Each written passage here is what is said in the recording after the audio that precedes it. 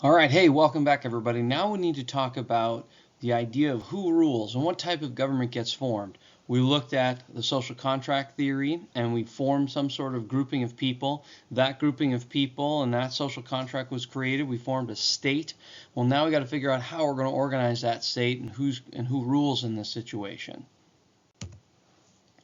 What we're really looking at is, all right, who rules? None, one, few, or all.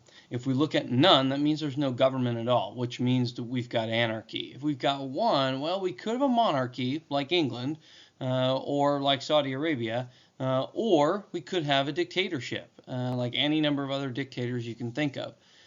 But monarchy doesn't necessarily make it bad because there's only one ruler. Historically, that's been a very, very popular form of government in terms of who rules. Then we can look at few. There's been a lot of good examples of a few people controlling government, and we call that an oligarchy. The prefix olig looks at rule by few. Let's say a small faction of people that really controls everything. But then we look at all. And all we would define as a democracy. Now the key part of this is there's two types of democracy. There's a direct democracy where everybody has a say in everything.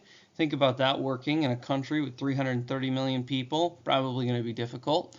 Or there's a representative democracy where we elect people to do the governing for us because they're smarter than us, they're more qualified than us, and we like them better than somebody else. So we have two different types, direct democracy or representative democracy. There's also some really important examples of theocracies out there. And the question we have to ask is, where are we going to put theocracies on the chart? Well, you could have a theocracy in any of these forms of government. You can have a direct democracy that is a theocracy. You can have a monarchy that is a theocracy. So it's something that isn't its own government, but it can be wrapped up in the examples that we already do have. Okay, so what do these governments look like? Here's some visual examples, some things to think about. Right? Direct democracy would be where every single person has a say in what the government is doing. Every single person is voting for those pieces in government. My question always about direct democracy is, again, 330 million people, what are we going to do? Something's got to give. Imagine if we had a direct democracy where everybody had a say in everything that was happening, and we would get so many voices in the mix, and we would be so confused. We wouldn't know whose voice to listen to. We wouldn't know who was in control, and we wouldn't have any idea of where we were going as a country. So again, 330 million people, I don't know if that's the best answer, because this is what we end up getting.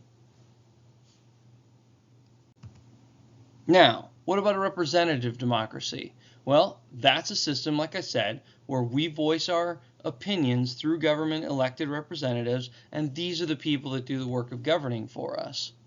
So what does that look like? Pockets of people gather together. Maybe they're states like Kansas, maybe they're states like Rhode Island, but these pockets of people in a congressional district vote on other people to go represent them in government. That's what representative democracy is.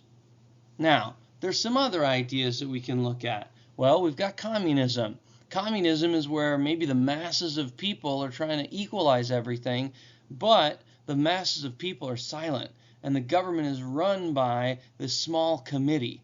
And this small committee makes all the decisions for everybody, and perhaps even that government is run by a despotic leader or somebody that's the one person that they rely on. So communism is trying to say, let's take people's property, give it to the government, distribute it to everybody, and we're the ones in control of that property, and the voice of the people is silent. Now, if we look at a constitutional monarchy, this idea of a constitutional monarchy is saying the people are electing our government.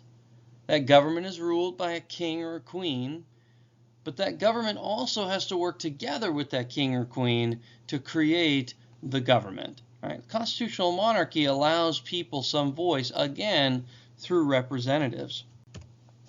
Now, an oligarchy, like I said, is a control by few.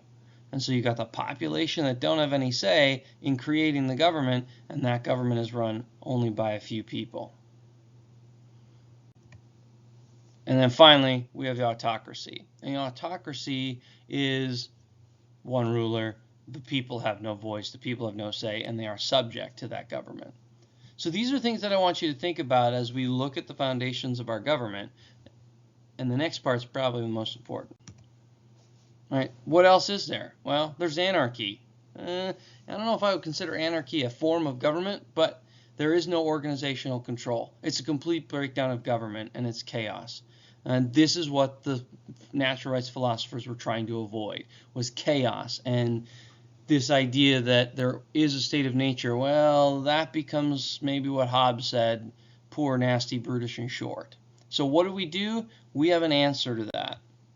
We look to create something new in America. We look to this idea of creating a good system of government, and it emerges out of this period called the Enlightenment, right? You remember the Enlightenment from world history, and if not, you're going to have a chance to learn it and remember it again. Okay, I'm back. You see me now, and you see these old white guys up here. Here's what I need you to do. I need you to look at and think about one of these great thinkers from the Age of Enlightenment. We've got Adam Smith. We've got Baron de Montesquieu. We've got Thomas Hobbes. We've got John Locke. And we've got Sir William Blackstone. And your task is to take one of these people, find some information and research about them, and link it into your portfolio and explain how that one thinker, maybe it's Thomas Hobbes, maybe it's Sir William Blackstone, but you got to take one of those thinkers and you got to apply their idea to our government. What did they do? Give me a sense of what we took from Baron de Montesquieu or Adam Smith and put it in our government. And that needs to go in your portfolio, and that's all for now.